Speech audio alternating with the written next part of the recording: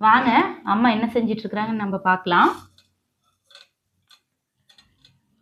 இது வந்து எள்ளு பொடி செஞ்சு கொண்டு வந்திருக்காங்க.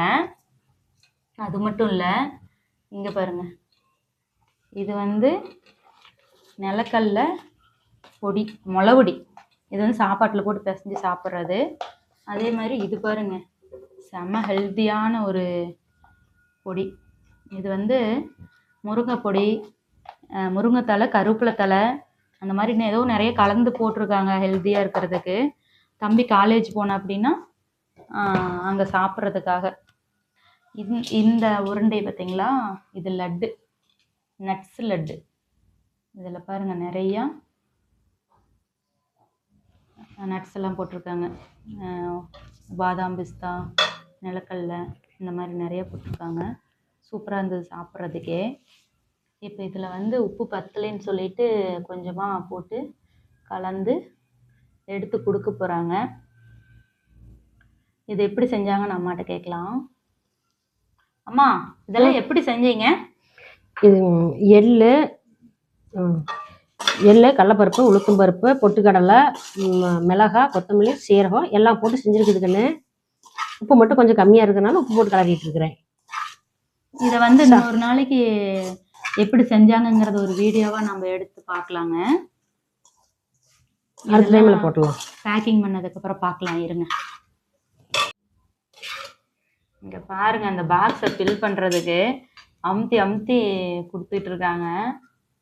அப்போ தான் நிறையா சேருமாம்மா, அப்போ தான் நிறையா நாள் வச்சு சாப்பிட முடியுமா. ஏமா, டப்பா சின்னதாக இருந்தால் கூட கண்ணு இப்படி வச்சு அழுத்தி போட்டோம்னா கொஞ்சம் சேர்ந்து பிடிக்கும். இன்னொரு 1/2 டம்ளர் 3/4 டம்ளர் சேர்த்து போட்டு கொடுக்கலாம். இன்னொரு 10 நாளைக்கு சேர்ந்து வரும் பையனுக்கு. ஆனால் வர்றதுக்கு 4 ஆகுது இல்லை, 2 மாதம் 3 மாதம் ஆயிரும். ஆனால் வர்ற வரைக்கும் கொஞ்சம் கொஞ்சமாக சாப்பிடணும்ல. இப்படி தான் போடணும், குழந்தைங்களுக்கு இப்படி போட்டு தான் கொடுத்து விடணும். அவருக்கு வந்து இப்போ இந்த மாதிரி பொடியெல்லாம் செஞ்சு, முளவடியெல்லாம் செஞ்சு கொடுத்தா ரொம்ப பிடிக்குங்க. 2வது வந்து காலேஜில் ஒரே மாதிரியே சாப்பிட்டுட்டு இருக்கிறதுக்கு கொஞ்சம் இப்படி வேணும் அப்படின்னு கேட்டா. அப்படி இந்த எள்ளு பொடியெல்லாம் வந்து உடம்புக்கு ரொம்ப ஆரோக்கியங்க.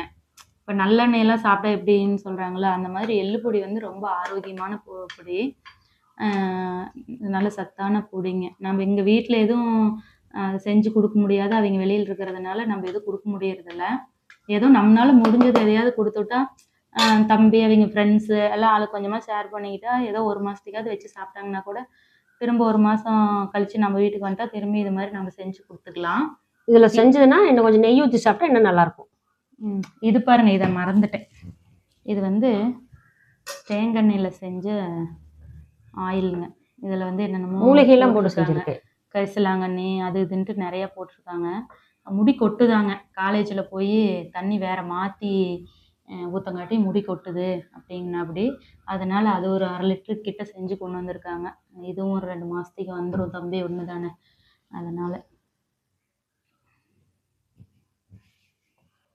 இது நல்லா இருக்குங்கண்ணே, மறக்காம பையனுக்கு பேக்கில் வச்சு விட்ருவோம்.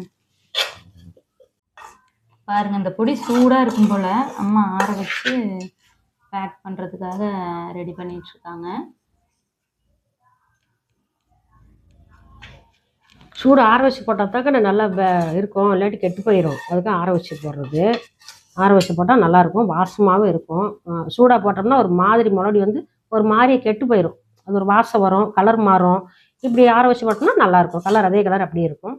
அதே மாதிரி இது வந்து சாப்பாட்டுக்கு, இட்லிக்கு, தோசைக்கு, இதுக்கு எல்லாமே வந்து நெய் இல்லை நல்லெண்ணெய் இது எது ஊற்றி சாப்பிட்டாலும் நல்லாயிருக்கும், சாப்பிட்றதுலாம் டேஸ்ட்டாக இருக்கும்.